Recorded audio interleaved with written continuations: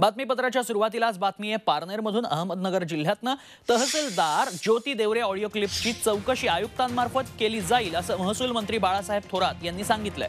महिला आयोगही चौकशी करणार असल्याचं यशोमती ठाकूर यांनी स्पष्ट केलंय। पारनेरच्या तहसीलदार ज्योती देवरे यांच्या आत्महत्येचा इशारा देणारी ऑडिओ क्लिप संपूर्ण राज्यात व्हायरल होत असताना त्या क्लिपमध्ये राजकीय लोकांचा त्रास होत असल्यानं मी आत्महत्या करतेय अशी क्लिप व्हायरल होत असताना तीच क्लिप पूर्ण तपासून त्याची चौकशी आता आयुक्तांमार्फत केली जाईल अशी प्रतिक्रिया राज्याचे महसूल मंत्री बाळासाहेब थोरात यांनी अमरावतीमध्ये दिली आहे। महिला आयोगाकडूनही याची दखल घेण्यात येईल। महिला आयोगही या संपूर्ण प्रकरणाची चौकशी करेल असं यशोमती ठाकूर यांनीही स्पष्ट केलंय। काही आलं असेल तर ती चौकशी करू आम्ही, नेमकं काय स्वरूप आहे, त्यांनी का अशी ऑडिओ क्लिप तयार केली, नेमकं ते कोणाचा दोष आहे तपासू आम्ही काय असेल। त्यामध्ये त्यांनी लोकप्रतिनिधींच्या जाचाला कंटाळून आत्महत्या करायची पाळली असं त्यांनी दीपाली चव्हाण यांना उद्देशून पत्र ऑडिओ क्लिप व्हायरल केली। पाहतो आम्ही आयुक्तांच्या मार्फत ती चौकशी करू त्या क्लिपची। दरम्यान तहसीलदार ज्योती देवरे यांनी ऑडिओ क्लिपमध्ये नेमकं काय म्हटलंय पाहूया। प्रिय दीपाली चव्हाण, घाबरू नकोस, मीही लवकरच येते तुझ्या वाटेवर तुला सोबत, कारण त्याशिवाय दुसरा मार्गच दिसत नाही। तुझ्या वाटेवरच दिसते एक आशेची उजळलेली पंती, बाकी सगळा अंधार दिव्यांखालचा। किती जणांना धडा शिकवायचा, या चिमुकल्या पंखात आता तेवढं त्राण राहिलं नाही। तत्वांना मुरड घालून जगता येत नाही आणि जी हुजूर म्हणून तळवे चाटता येत नाही। लोकप्रतिनिधींच्या तालावर नाचता येत नाही आणि त्यांना थुंकलेलं मला चाटता येत नाही। किरड्यावर उगवाव्यात तशा त्यांच्या कार्यकर्त्यांच्या दिंडी मला रोखता येत नाहीत आणि वरिष्ठांना सांगूनही त्यांना खिंडीत रोखता येत नाही। त्यांनी तर खिंडीत सहाय्य पोहोचवण्याऐवजी मारेकरी पोहोचवण्याचं काम केलं। मला आता समोर दिसतात ते लोकप्रतिनिधी। मी दुकानदारांना कोविड व्हॅक्सिन का करून घेतलं म्हणून रात्री जाऊन तालुकाच्या त्या मेडिकल ऑफिसर मॅडमला, उंद्रे मॅडमला त्यांनी विचारलं खोदून तहसीलदार मोठा की लोकप्रतिनिधी। ती बिचारी माझ्यासारखी असहाय्य ढळाढळा रडू लागली आणि समोर पोलीस विभागाला सांगितलं जातं हिच्या आईची, हिला लेडीज पोलीस बोलवा मारायला, तिच्यासोबतच्या दुसऱ्या बाईला पण मारा। तिच्यावर हातसफाई करता आली नाही, मग हात साफ करून घेतला, तो लाथाबुक्क्याने बदलून काढलं ते तिच्या पाटील नावाच्या लिपिकाला। मग कुठे लोकप्रतिनिधींचा आत्मा शांत झाला, कारण ते पुरुष आहेत। स्त्रियांसारखं भळाभळा गळा काढता येत नाही त्यांना फक्त हळूच चिरता येतो गळा। जय हिंद, काळजी घ्या। दरम्यान या प्रकरणी विरोधी पक्षनेते देवेंद्र फडणवीस यांनी मुख्यमंत्र्यांना पत्र लिहून गंभीर दखल घेण्याची मागणी केली आहे। तर भ्रष्टाचाराचा आरोप असणाऱ्या ज्योती देवरे स्वतःच्या बचावाचा केविलवाणा प्रयत्न करतायत असं राष्ट्रवादीचे आमदार निलेश लंके यांनी स्पष्ट केलंय। तिथल्या लोकप्रतिनिधीच्या जाचाला कंटाळून त्यांनी त्याच्यात आत्महत्येचा इशारा दिलाय। आत्महत्या वरिष्ठांच्या जाचाला कंटाळून जिने आत्महत्या केली त्या दीपाली चव्हाणला उद्देशून त्यांनी एक पत्र त्या ठिकाणी लिहिलेलं आहे आणि त्याच्यामध्ये त्यांनी म्हटले की मीही तुझ्याकडे लवकरच येते। आणि त्यात त्यांनी प्रशासनात कसा छळ होतो, लोकप्रतिनिधी कसा त्रास देतात, वरिष्ठ त्यांना कसे पाठीशी घालतात त्याचं दाहक वास्तव उभं केलंय। सत्तेच्या या बेलगाम घोड्यांना वेळीच वेसण घालणं फार गरजेचं आहे। देव माणूस म्हणून वावरणाऱ्या पारनेरच्या या लोकप्रतिनिधीच्या नाकात महिला सशक्तीकरण आणि सक्षमीकरणाच्या बाता मारणारे कशी वेसण घालतात हेच आता बघायचं आहे। ज्या विभागात त्या काम करतात त्या विभागातील सर्व अधिकाऱ्यांना सुद्धा त्या दोषी धरतात, कारण RDC असो, प्रांत असो, त्या विभागातील कर्मचारी असो, या सर्वांना म्हणजे तुम्ही फक्त एकदम साधू संतांसारखं काम करता आणि बाकीचं चुकीचं काम करता असं दाखवण्याचा प्रयत्न केला जातो। पण यांच्यावर गंभीर स्वरूपाचे भ्रष्टाचाराचे आरोप सिद्ध झालेले आहेत आणि त्याची सखोलपणे चौकशी सुद्धा चालू आहे। फक्त आता आपल्याला काहीतरी बचाव करण्यासाठी हा केलेला केविलवाणा प्रयोग आहे। आणि आता बातमी आहे मनसेच्या तोडफोडीची। मनसेनं पुन्हा एकदा टोलनाक्यावर खळखटाक केलाय। भिवंडी, खारबाव, मालोडी टोलनाक्याची मनसैनिकांनी तोडफोड केली। तसंच टोल वसुली तात्काळ बंद करण्याचा इशारा देण्यात आलाय।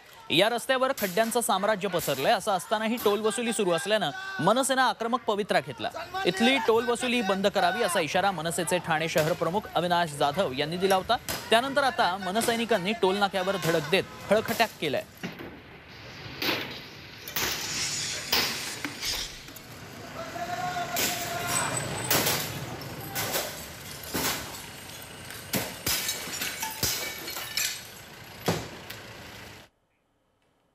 दरम्यान आरक्षण जातीच्या आधारावर नव्हे तर केवळ स्त्री पुरुषांच्या आधारावर आरक्षण देण्याची भूमिका मनसे अध्यक्ष राज ठाकरेंनी घेतली आहे। मराठा आरक्षण देता येत नसेल तर स्पष्ट सांगा, केवळ तरुणांची माथी भडकवू नका, अशी टीकाही त्यांनी राष्ट्रवादी काँग्रेसवर केली।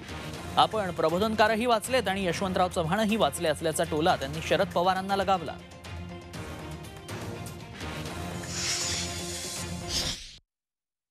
मी प्रबोधनकार ठाकरे पण वाचलेत आणि मी यशवंतराव चव्हाण पण वाचले।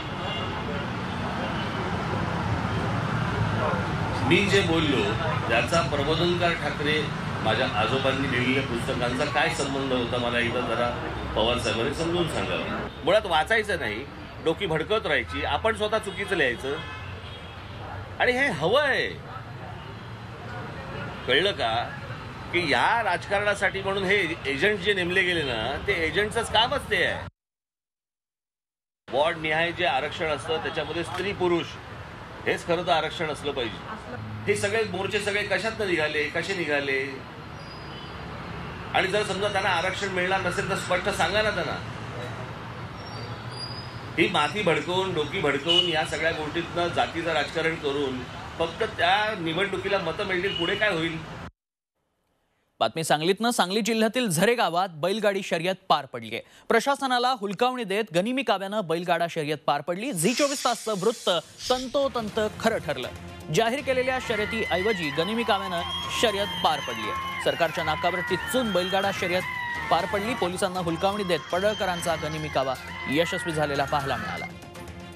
झी 24 तासनं हे वृत्त दिलं होतं, ते तंतोतंत खरं ठरलंय।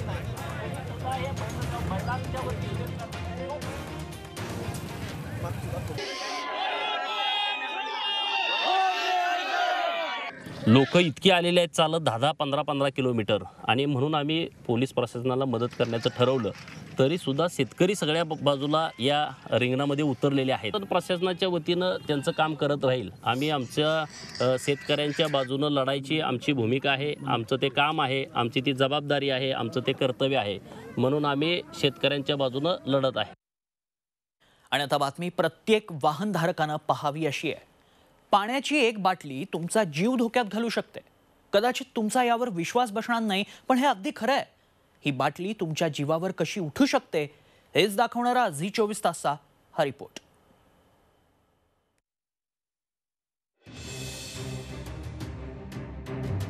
पाण्याची बाटली जीवावर बेतली।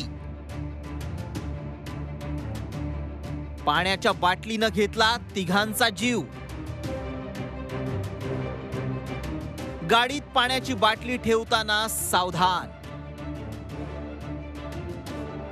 चारचाकी वाहन घेऊन जाताना आपण हमखास पाण्याची बाटली गाडीत ठेवतो, पण हीच बाटली तुमच्या मृत्यूला कारणीभूत ठरू शकते। या बाटलीनं 3 निष्पाप जीवांचा बळी घेतलाय। यवतमाळच्या पुसद तालुक्यातील खंडाळा घाटात एका भरधाव तवेरा गाडीला भीषण अपघात झाला। त्यात 3 जणांना आपला जीव गमवावा लागलाय, तर 2 जण गंभीर जखमी झाले। या अपघाताला निमित्त ठरली आहे पाण्याची एक बाटली। मध्य प्रदेशातील हरदा आणि खंडवा जिल्ह्यातले काही जण मुलगी पाहण्याच्या कार्यक्रमासाठी पुसदला आले होते। परतीच्या प्रवासात गाडीतली पाण्याची बाटली क्लच आणि ब्रेकमध्ये अडकली आणि तिथेच घात झाला। चालकाचं नियंत्रण सुटलं आणि गाडी एका झाडावर आदळली। एक बिस्लरी, पाण्याची बिस्लरी इथे ठेवण्यात आलेली होती। या बिस्लरीमुळे एक्सलेटर आणि याच्यामध्ये बिस्लरी अटकल्यामुळे हा मोठा अपघात झालेला आहे। आता आम्ही तुम्हाला दाखवणार आहोत गाडीतील पाण्याची बाटली अपघाताला कसं आमंत्रण देऊ शकते। तहान भागवण्यासाठी असलेली पाण्याची बॉटल वाहन चालवताना कशी धोकादायक ठरू शकते हे आज आपण बघणार आहोत।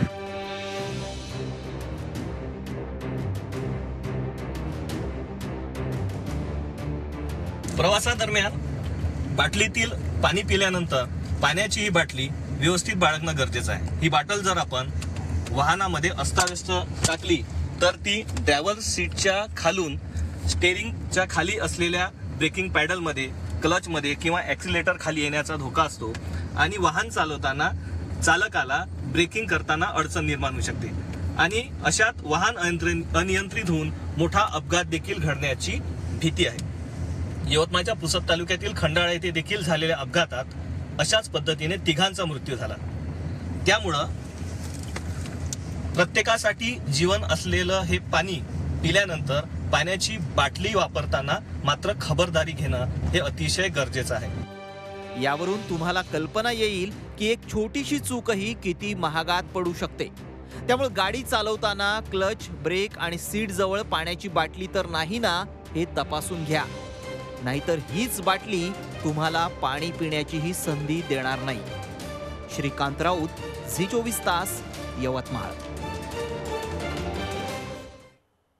वळूयात पुढच्या महत्त्वाच्या बातमीकडे. काँग्रेस पक्षाध्यक्षा सोनिया गांधी यांच्या उपस्थितीत विरोधकांची ऑनलाईन बैठक शुक्रवारी पार पडली. शिवसेना पक्षप्रमुख आणि मुख्यमंत्री उद्धव ठाकरे, राष्ट्रवादी काँग्रेसचे अध्यक्ष शरद पवार, पश्चिम बंगालच्या मुख्यमंत्री ममता बॅनर्जी यांच्यासह 19 राजकीय पक्षांचे नेते व्हिडिओ कॉन्फरन्सिंगद्वारे बैठकीत सहभागी झाले होते.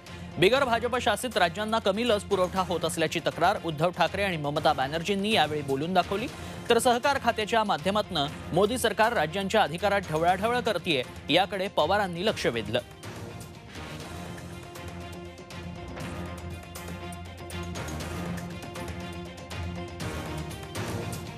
सोनिया गांधींच्या उपस्थितीत विरोधकांची ही बैठक पार पडली. यात महत्त्वाचं म्हणजे उद्धव ठाकरे या बैठकीला उपस्थित होते. ज्या प्रकारचं संकट या देशाच्या लोकशाहीवर किंवा विरोधी पक्षाचा आवाज जो दाबण्याचा प्रयत्न होतो, विरोधी पक्षांची सरकार अस्थिर करण्याचा प्रयत्न होतो, त्या संदर्भात सगळ्यांनी एकजुटीनं उभं राहणं गरजेचं आहे आणि नेतृत्वाचा एक चेहरा देणं गरजेचं आहे लोकांसमोर. आणि आम्ही सगळे एकत्र आहोत हे चित्र उभं केलं पाहिजे, अशा प्रकारची भूमिका उद्धवजींनी मांडलेली आहे. तालिबान्यांनी अफगाणिस्तानात कब्जा केल्यानंतर तिथल्या जनतेचा जीवन मरणाचा संघर्ष सुरू आहे. अशा प्रतिकूल परिस्थितीत झी24 तासचे प्रतिनिधी अनस मलिक काबूलमध्ये ठाण मांडून आहेत. मराठी चॅनलच्या इतिहासात पहिल्यांदाच झी24 तासच्या प्रतिनिधींनी तालिबानींशी संवाद साधलाय. काबूलमध्ये नेमकं काय सुरू आहे त्याचाच ग्राउंड झिरो रिपोर्ट.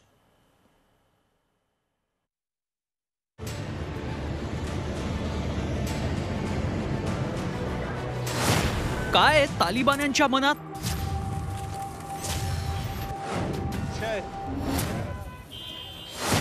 तालिबान्यांची पुढची दिशा काय? झी24 तासवर तालिबान एक्सक्लुझिव्ह. युद्धभूमीवर पहिलं मराठी न्यूज चॅनल.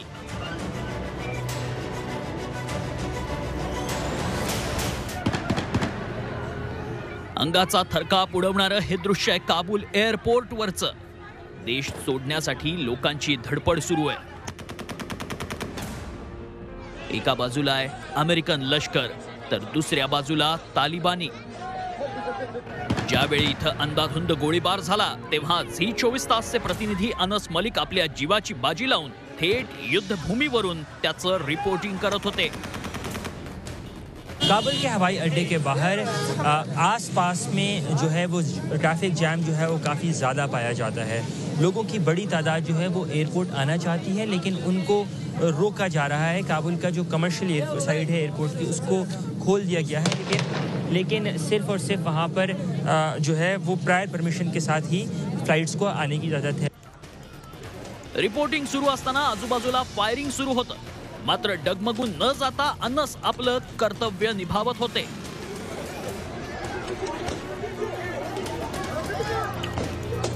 तालिबान की जानिब से एक अटेम्प्ट होती है कि वो लोगों को कंट्रोल करें. हम देखते हैं जैसे आपको अभी आवाज़ भी आ रही होगी कि ये गन फायर की आवाज़ आपको आती रहती है.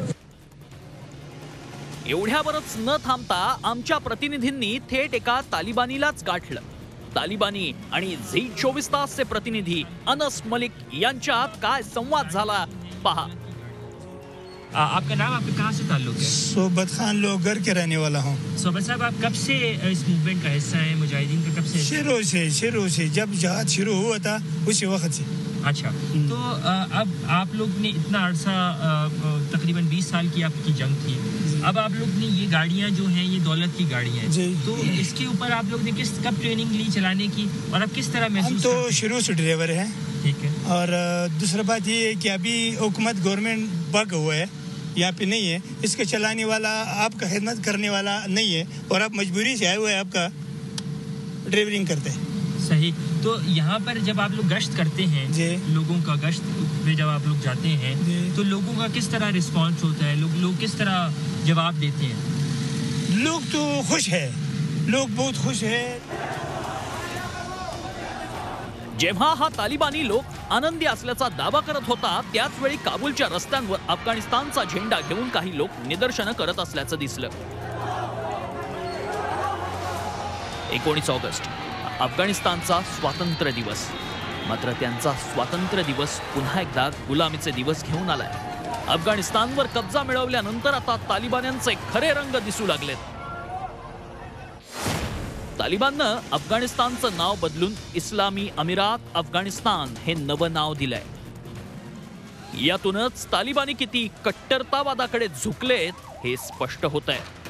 आता कुठे इथल्या महिला बुरसटलेल्या रूढी परंपरांच्या जोखडातून मुक्त होत होत्या, मात्र तालिबान्यांमुळे संपूर्ण स्वातंत्र्याचं त्यांचं स्वप्न अपूर्णच राहणार असं दिसतंय। अनस मलिक, झी 24 तास, काबूल। आता एक वेगळी बातमी आहे। एका टिश्यू पेपरची किंमत जास्तीत जास्त किती असू शकते? फार फार तर 5 किंवा 10 रुपये। मात्र जगात एक असा टिश्यू पेपर आहे ज्याची किंमत तब्बल 7.5 कोटी रुपये इतकी आहे। या टिश्यू मध्ये असं काय आहे पाहूया।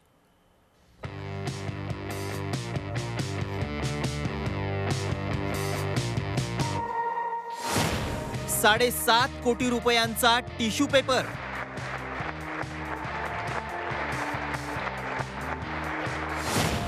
टिश्यू घ्यायचाय तर कोट्यवधी मोजावे लागणार।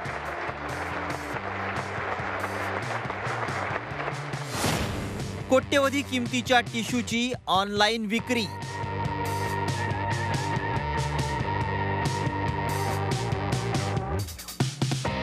आपण हात पुसण्यासाठी, चेहरा पुसण्यासाठी टिश्यू पेपरचा वापर करतो। तसं पाहिलं तर टिश्यू म्हणजे एक साधा कागद ज्याचा एकदा वापर केल्यानंतर फेकून देण्यात येतो। मात्र याच टिश्यूला आता कोट्यवधींचा भाव आलाय, तोही 1-2 कोटी नव्हे तर तब्बल 7.5 कोटी रुपये। बसला ना आश्चर्याचा धक्का? आता तुम्हाला प्रश्न पडला असेल, कदाचित हा टिश्यू सोन्याचा असेल, त्याला हिरे माणिक जडलेले असतील। मात्र असं अजिबात नाही। हा टिश्यू साधा सुद्धा टिश्यू नाही, यासाठी जाहिरातही देण्यात आली आहे। त्याने आपले अश्रू पुसण्यासाठी अशाच साध्या टिश्यूचा वापर केला, मात्र त्याने हा टिश्यू वापरलाय म्हणजे त्याची चर्चा होणारच। आणि अगदी अशा साध्या टिश्यूची, त्याने वापरलेल्या साध्या टिश्यूची किंमत पोहोचली थेट 7 कोटीपर्यंत। मेस्सीच्या टिश्यूला कोट्यवधींचा भाव आल्यानं त्याचे चाहतेही आश्चर्यचकित झाले। बहुत अच्छा प्लेयर है और बाद में उसका जो टिश्यू का कीमत है वो भी मेरे को लगता है सही है होने के लिए। उसके टीयर्स भी बहुत किमती है मेरे लिए।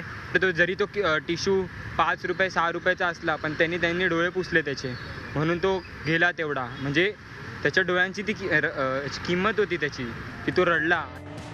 मेस्सीनं बार्सिलोनाकडून खेळताना 778 सामन्यांमधून तब्बल 672 गोल केले। आता तो पॅरिस सेंट जर्मनकडून खेळणार आहे। ब्युरो रिपोर्ट, झी 24 तास, मुंबई। औरंगाबादात ढोंगी बाबाचं स्टिंग ऑपरेशन करून त्यांच्या लांडी लबाडीचा पर्दाफाश झी 24 तासनं केला होता। आज त्या ढोंगी बाबाच्या कार्यालयावर औरंगाबाद पोलिसांनी छापा टाकला आणि बाबाला अटकही केली। त्याच्याकडनं काळ्या जादूचं साहित्य, लिंब, दिवे, ग्राहकांचं रजिस्टर पोलिसांनी जप्त केलंय। नरेंद्र दाभोलकरांच्या पुण्यतिथीला अंधश्रद्धेविरोधात गुन्हा दाखल करण्यात आला, हे विशेष।